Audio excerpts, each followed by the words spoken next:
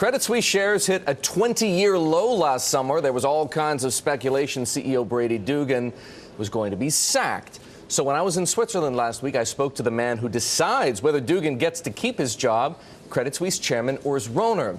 Does he agree with Dougan's strategy? Let's find out. We may not have always 100% agreed on every sub-aspect of every business, but the general direction, i.e. that fundamentally we are not in businesses that cannot sustainably make on a risk-adjusted basis the cost of capital.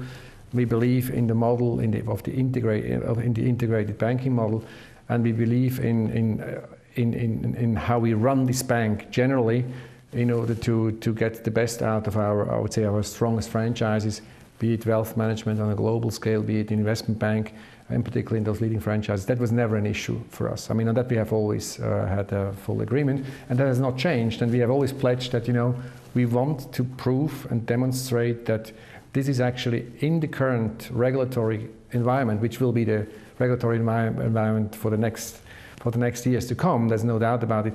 That will be the right model, and we are absolutely convinced that this is where directionally we have to go. So if he has had that level of support, why should people speculate now and then, when times get tough, that his job is on the line? I mean, one should not forget, we made fundamental changes in terms of size, in terms of composition, allocation of capital, in terms of organizational structure.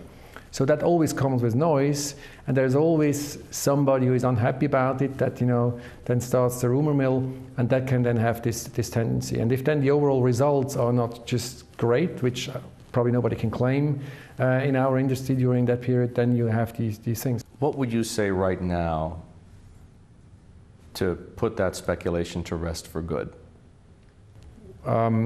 Well, there's absolutely no indication whatsoever why there should be discussion about the current composition of management, in particular about the CEO. There's no reason for it. I think we are on a very good track in terms of executing on the strategy that we have jointly agreed and decided upon. And from that perspective, I see absolutely no reason why we should change anything.